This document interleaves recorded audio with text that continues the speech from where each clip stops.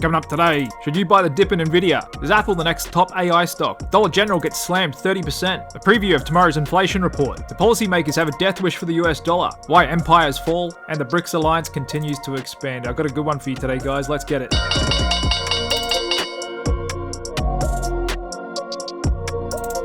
And so we're continuing to look a little soft here on the S&P 500. 55.91 looks like it's peeling back a little bit from these all-time highs, doesn't it? Market a little undecided here what to do, and looking a little spotty on market color, up the front at least. Main indices, discretionary, REITs, growth versus value, and momentum stock underneath their 5-day moving average. Still watching this bearish engulfing candle we got last Thursday. Could still be in play. Would need to see a fresh close to all-time highs to negate that signal. But it was a good sign to see today. Nvidia, arguably the most important stock in the market, probably the entire world. Even though they came in with a good earnings on beats, the forward guidance wasn't as rosy as the market had been hoping. Stock fell pretty hard today, 6.3%, but that wasn't enough to rock the entire market. In fact, we've got even other semiconductors trading up today. ARM Holdings up 5.2%, and once again, the financials having another good day. Some of the largest stocks trading up to all-time highs. And what was a good sign for me today was the Russell 2000 outperforming, up 0.71%, even though the Nasdaq finished lower. So in other words, the general falling over, Nvidia,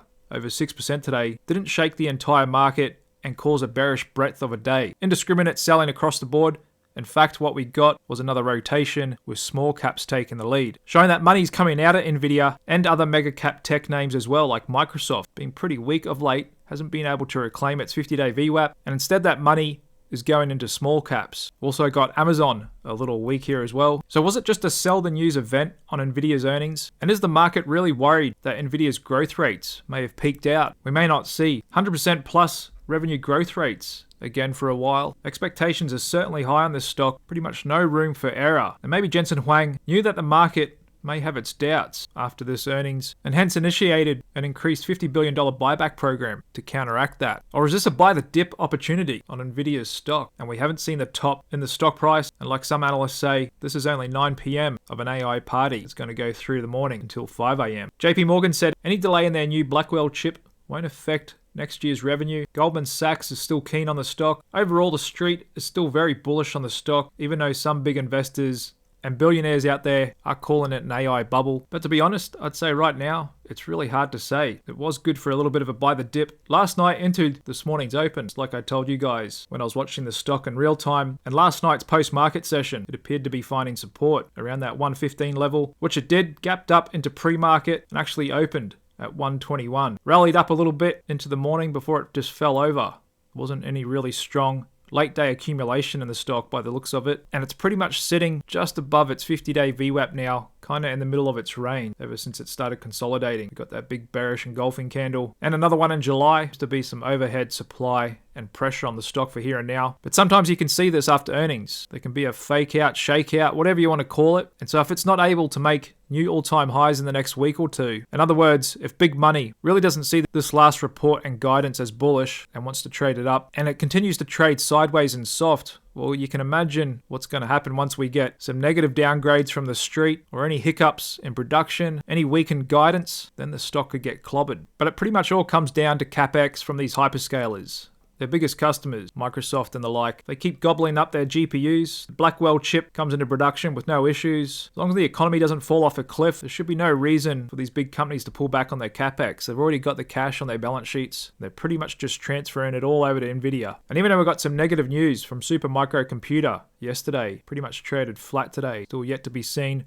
Whether they really are cooking the books or not, it's not a good sign that they are a customer of Nvidia. However, there's others in this space that are still doing well. Dell Technologies, the long-forgotten market darling of the 1990s. Just reported second quarter revenue, $25 billion, 9% increase from the prior year, beating Wall Street's expectations. Strong demand for their AI-powered servers contributed significantly to their growth. And there's a look at the stock price. Had been doing well to start the year. Fell over after their June earnings. They were just trading up a little bit after hours as I speak, 3.5%. Street's really starting to get bullish on Apple again. Not only Dan Ives from Wedbush, also Citigroup said Apple will surpass Nvidia as a top AI stock next year as the AI trade is shifting to devices from infrastructure, benefiting Apple's upcoming iPhone 16 cycle. And there's definitely substance to this theory. Apple does have the best network effects and installed user base on the planet. And so it's going to be interesting to see how they're integrating AI come September 9. And this very well could drive a significant upgrade cycle. I, like a lot of consumers, Haven't upgraded our iPhones for a good 4 or 5 years or so, and this next generation may just be the one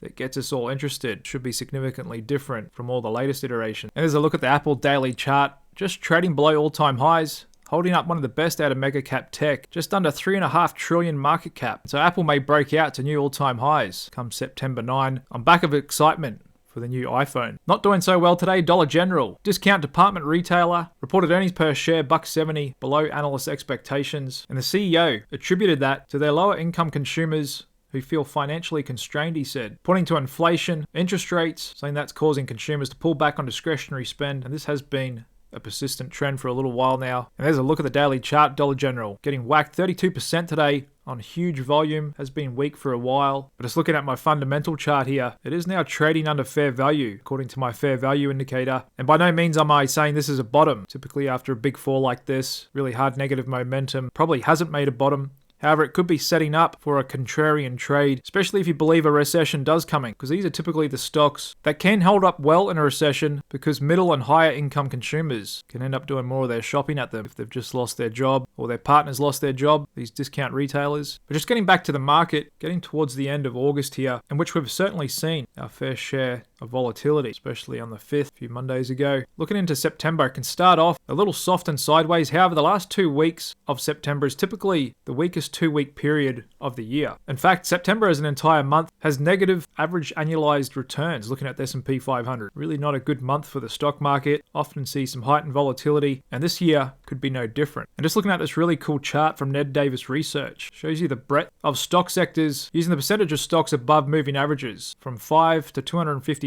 Remember, there's about 252 trading days in an average calendar year. So this gives a really good visualization of what stocks are holding up the best. And what you notice is 3 sectors really standing out from the rest of the market when looking at short-term, medium-term, and long-term trends as well. Up the top, utilities. Coming in second, financials. Third, real estate. That's pretty much the market rotating into sectors that stand to benefit from interest rate cut as they're yielding sectors, and their relative yield towards bonds becomes a lot more attractive once the Fed starts cutting rate, like they said they're going to next month. Also keep in mind, regardless of the economy, market, whatever else is going on, there's just constantly new money pouring into the indices and the biggest stocks within them. Looking at the monthly flow into target date funds, 401k, American Retirement Fund, Apple, 1.68 billion, Nvidia, 1.61 billion, Microsoft, 1.5 billion. Every month, just buying the shares regardless of valuations and the global macro backdrop. That, along with corporate buyback, is what makes modern day stock market materially different from decades ago, and when we still measure things from now compared to then may not be as relevant. What's also interesting today about this market is not only we have a huge concentration of mega cap tech in the S&P 500, now over 30%, but also the largest stocks are contributing a record amount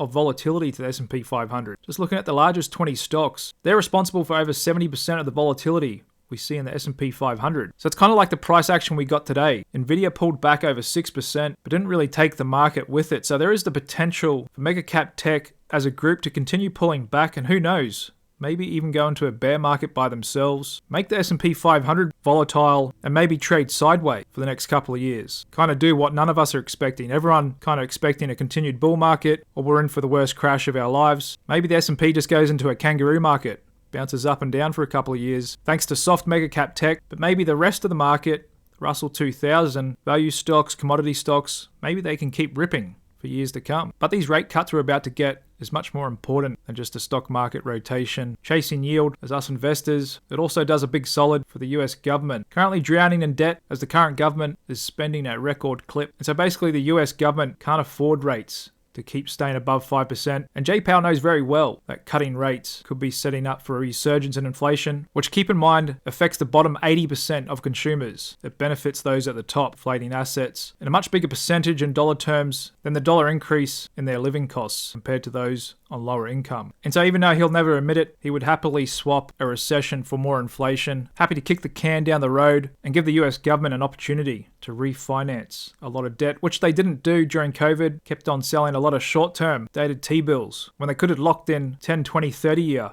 bonds even below 1%. They didn't really take advantage of that. So even if inflation does come back, they can use that window of opportunity to refinance a whole lot of debt, one would think, but all that supply could keep upward pressure on long-dated bond yields. However, short-term bond yields, I mean, the trade's pretty much already been had. The 2 years at 389. It's already pricing in a lot of rate cuts. Like I said, if you can find anywhere out there with short-term fixed rates around 5%, probably a closing window of opportunity to lock in that yield as well. And so I don't really agree with this article saying investors should shift to long-dated bond yields, because just looking at the 10-year as well at 386, that's not really a great starting valuation. Your returns on bonds correlate really with your starting valuation, the starting yield. And so at 386, for you to get any real material return on these bonds, you kind of need to see them go down to 1% again, which I'm not saying is not possible, but just given the supply of treasuries out there and big foreign buyers pulling back from it, not to mention lurking inflation, I just don't think it's probable. But for the here and now, the US economy is still holding up. Q2 GDP growth just got revised upwards, expected to come in at 2.8%, came in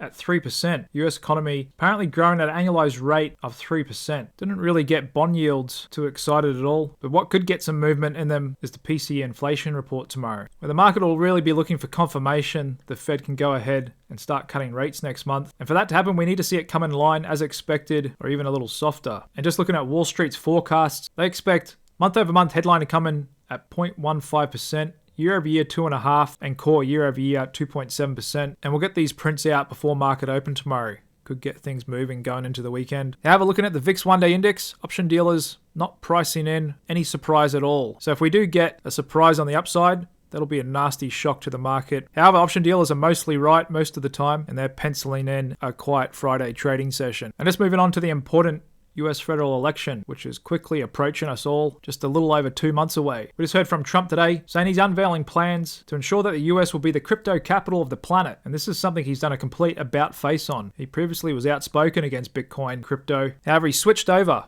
this year, and this has now turned into a bit of a political football, along with the price of Bitcoin, which now has the results of the US federal election getting embedded into it as well. And as Kamala Harris's popularities have risen in the polls, the Trump trades have been unwound. We did see a bounce back after RFK jumped on board the Trump train, and this will have big spillover effect to just about every sector. And according to mainstream media, she's still leading Trump in the poll. Apparently ever since Biden pulled out, she's shot up in popularity and is now favored to take the White House come next January. And so as investors, we've got to pay attention to this. Not only stock sectors it will be impacting, be the bond market, the US dollar, foreign policy, chances of World War III, inflation, tax rates, you name it. Well, some people noting, do policymakers have a death wish for the US dollar? Recent suggestions of future policy direction may suggest so. Or maybe they're just a little uneducated on what devalues a currency to call leaders. And like I said, those that currently lead may not even be aware of what they're doing and the fact that it's been repeated many times before over thousands of years. If you study the falls of empires, whether it's the Romans, Spanish, British, Chinese, Portuguese, whatever it is, you'll find similar themes. And so in my opinion, the US empire is at risk of being toppled from bad leadership as well, because they're repeating the same mistakes that we've seen time and time again in history. Political corruption, self-enrichment. You look at current day leaders, even like Elizabeth Warren, who pretends to stand up for the little guy. She's worth over $60 million. All these leaders come into office not worth much, and just like the Obamas, they leave office worth $100+ million. Persecuting opponents. We've also seen that this year, some real banana republic stuff. Overextending the military. That's not just the current government, that's been going on for a long while. Waging endless wars. High taxation. We could be on the verge of that in the States. A much bigger government, more government spending, which creates a lot of inefficiencies in society. It also creates excessive public debt, living above production. Believe it or not, the Romans artificially printed money as well, without being backed by productivity. They dealt with a lot of inflation, the devaluation of their currency. Another big one, people underestimate the loss of cultural values. The West was created on top of European, Christian and Catholic values. There seems to be the real pursuit of them being desecrated, and we've been told they're all wrong. And since there's also now a record gap between the rich and the poor, that causes social unrest, which can lead to civil wars, internal power struggles, from a lack of unity, and again, governments that promote division. And so I really hope this doesn't happen in the States. I think a lot of these things have really held back Europe and the UK for the last 20 years. And so there's a lot at stake come this November with the US federal election, because not only for the US country and markets, however, the US quite often leads, sets an example the rest of the world can follow. And just as a reminder, I post a daily market review on the Click Capital channel over on X as well, if you want to follow me on there. And if I ever get censored for speaking too much truth, You can always watch the daily market review on my website, clickcapital.io. For those of you who don't know, .io stands for the British Indian Ocean Territory. A lot of tech companies use this domain. And so I'll always post my daily market review on my own website where I can never be censored. Because some of the things I talk about, I'm sure the government doesn't really want a lot of people knowing about, especially looking at a long-term chart of the Consumer Price Index. Combining data from the United Kingdom and the United States, inflation was pretty much stable for 200 years, just a slight increase. Then something happened in 1971. I'm sure a lot of you know, US government took the US dollar off the gold standard. Currency had to be backed by the equivalent in gold. They then went to a free floating fiat currency, pretty much just giving the Federal Reserve the ability to print at will, and that's caused monumental changes in financial markets and society. Just like Murray Rothbard, famous economist, said many years ago, any hint of recession causes the government panic and turn on the inflationary taps once again. And how right he was, just thinking back to COVID, March 2020. The US government and the Federal Reserve freaked out, overcompensated big time, flooded the markets with liquidity, money printing, then act like they're surprised when we got record inflation, which they actually caused, but will never admit to. There's a really cool website dedicated to this topic, What the F Happened in 1971.com. It's got heaps of charts showing how things just diverged after 1971. How the rich got richer, the middle class kind of turned into the working poor. A lot of people say the middle class topped out in the mid-late 1960s. White picket fence, US landed on the moon in 69. The man could just work a job, even a low-skilled job, could afford a house, a car, wife and 3 kids to sit at home. Now everybody has to work and struggle just to buy food. And basically it's just giving the government more control, more leverage over the people, more inflation. And like I said, we've never seen the wealth inequality that we're seeing right now. Pretty much on a path to the top 1%, only 90% of all society's production and asset value. Kind of real dystopian future. And this is why gold and Bitcoin is so appealing to a lot of people. Kind of become your own bank, no third-party risk. And if stored properly, both gold and Bitcoin can keep it away from the hands of your local government. Kind of hedge your own wealth. Finite supply, it's at least a good hedge and diversifier for your portfolio. Because it seems this government at least doesn't really care about a weak US dollar, federal debt exploding, nor do they have any problems doling out billions and billions of dollars to foreign countries. They just sent 300 million to the Taliban without even knowing it. But all this is music to the ears of the BRICS Alliance, which is continually adding more and more countries. I saw Algeria sign on with them. In fact, 126 BRICS nations are meeting to discuss ditching the US dollar. They're intent on getting away from the US dollar system and kind of taking away the leverage from the states over them. Real power struggle in the world, kind of being split in two. The West led by the US and the BRICS led by China and Russia. Also got China on track to generate more nuclear power than their historical nuclear powers, France and the States, by 2030. Rapidly building up nuclear reactors, and there's a look at the long-term chart. China quickly catching up. They know it's a great source of energy. Seeing Europe coming back around to nuclear. South Korea also jumping on board, looking to build these new nuclear reactors in Europe as well. As like I said, there's a growing global embrace of nuclear energy again, which is one of my favorite commodities, along with gold as well, having a great year. In fact, it's been doing well the last couple of years, ever since US debt has exploded. Wouldn't really call it a stealth bull phase. I think a lot of people are aware gold's in a bull market, over $2,500 an ounce now. So many structural reasons propping it up, elevated geopolitics, global central banks buying up at record, plus like that previous article I showed you, current policymakers in the US are taking actions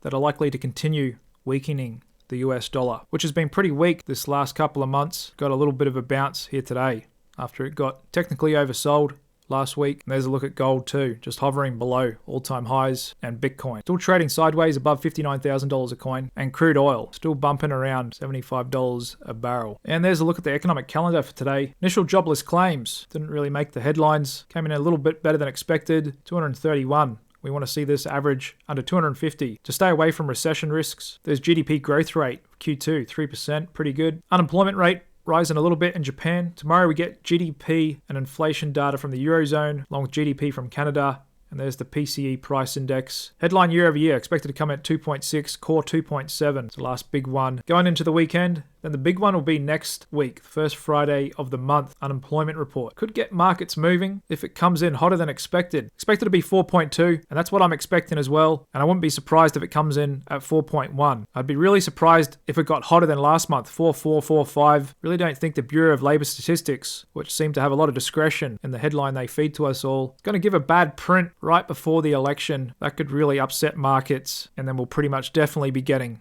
a 50 basis point cut from the Fed, who will be racing to get in front of it and calm markets down as well. Not to mention Janet Yellen will probably come out and hint at supportive actions if things get worse, try and put a floor in markets. But as it stands now, 2/3 chance the market is giving the Fed will cut rates 25 basis points next month. See how that changes after tomorrow's PCE print. And just looking at market breadth, we've still got 76% of stocks above their 50-day average, holding up pretty good on 52-week net highs versus net lows as well. Volatility still really subdued. VIX at 15.6. Option dealers chill, negative volatility risk premium. High yield bonds still sitting pretty at 52-week highs, but we haven't seen the growth versus defensive sector spread. High beta versus low volatility, or discretionary versus staples reclaim their 50-day VWAPs. So we don't have a whole lot of signs of risk-on sentiment there. And like I showed you earlier in the video, those defensive sectors, utilities, and other yield-sensitive sectors like REITs and financials holding up pretty firm, but it appears to be a market rotation. Given Nvidia, the most important stock in the market, fell 6.3% today, and the rest of the market did not sell off with it. Shows that money is rotating into other areas, and that's a sign of a bull market, not a bear market. However, we'll see what we get with PCE tomorrow and the big one, jobs report, next Friday. Thanks very much for sticking with Click Capital. Appreciate all your support, and I'll see you again tomorrow night. Cheers.